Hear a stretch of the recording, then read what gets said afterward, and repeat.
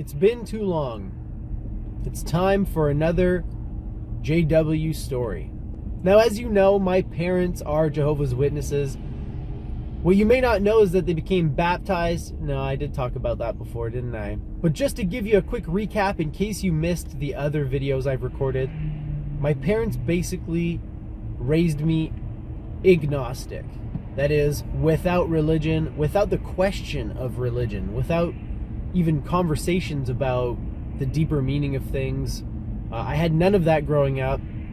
And then I got to be sort of a young adult and I was still living at home. I was 21. I'm an only child, so that seems to be more common. And anyways, when I was 21, my parents started studying the Bible with a Jehovah's Witness that my dad knew from work. And within a year or so, they were getting baptized. Now, throughout all of this, I got to know a lot of Jehovah's Witnesses. I even got to befriend a few of them and had really positive experiences with them, even though I never truly felt the truth of the truth in my heart. Even though I never truly believed, despite my best efforts to approach it with an open mind and open heart, I still had very positive experiences with these people.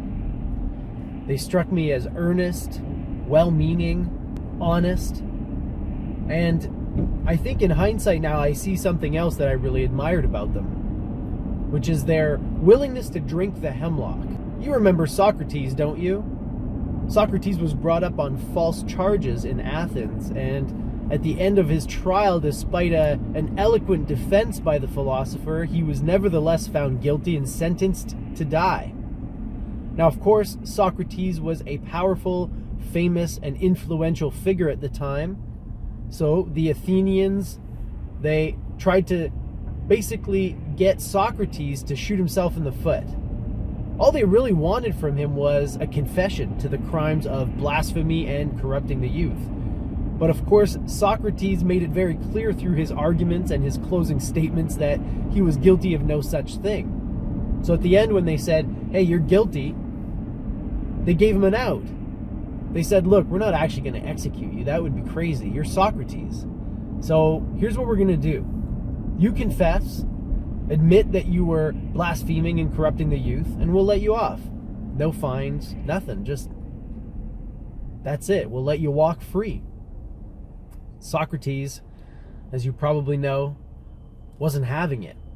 He said, "I'd love to confess to these crimes, but unfortunately I'm innocent. So I guess you're going to have to kill me, motherfuckers."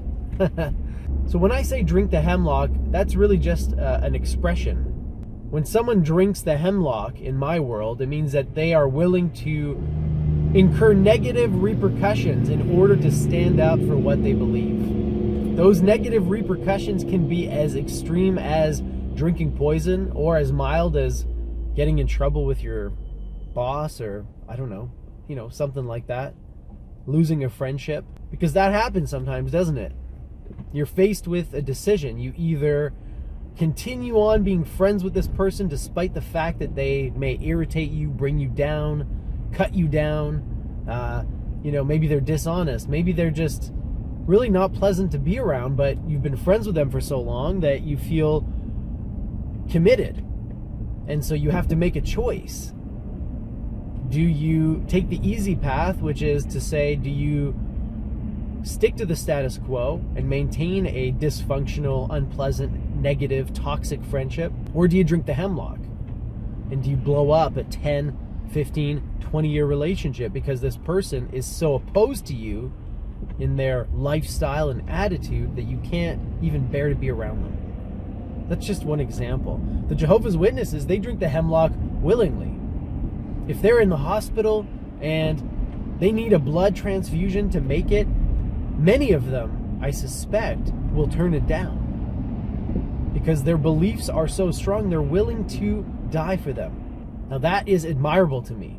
Of course, the cause is not admirable, the reasoning is not admirable, but the act of drinking the hemlock to me is always going to incite my respect because, hey, you believe it hard enough to fucking go out on your shield? Good for you. Good for you. That is the kind of willpower and dedication that is missing in this day and age. The only problem as I said, is aiming or focusing that dedication and that willpower toward a cause that is not only reasonable and rational, but also moral. Because there's nothing immoral about taking a blood transfusion. Scientifically, medically speaking, there is nothing unethical about this. Are there risks to your health? Is there a chance that you'll get infused with blood that has some kind of disease? I guess, yeah. I mean, it's always a possibility, but it's a very slight possibility. In any case, this video is not about blood transfusions. It is about Jehovah's Witnesses. I just wanted to illustrate the fact that I admire their ability, their willingness to stand up for what they believe, regardless of the consequences. So my parents got baptized, and as I said, I'm an only child, so I was always quite close to my parents, and this didn't change right away. For many years after they were baptized, we actually got closer. I actually believed that my parents had improved as human beings, and in some ways they had. But as I would eventually come to find out, those ways were very superficial. And deep down inside, my parents were no better as individuals than they were before, which is not a bad thing. My parents were good people to begin with. They just didn't become better people because of the organization and the truth. If anything, they became more closed-minded, more arrogant, more prejudiced against people they never had issues with in the past, like homosexuals. Now, it's not that they were saying mean things about homosexuals, but my parents had always been very open and very accepting of lesbians, gays, and so on. And this changed after they became Jehovah's Witnesses. My dad got me hooked on boxing. When I was a young man with anger issues, he sat me down and he said, "Son, I know you want to play football because you want to smash people, but I think you're making the wrong decision." And I said, "Oh yeah, Dad?" And he said, "Yeah, sit down and watch this." My dad proceeded to play for me a fight between two of the greatest middleweight boxers in the world, Marvin Hagler and Thomas Hearns.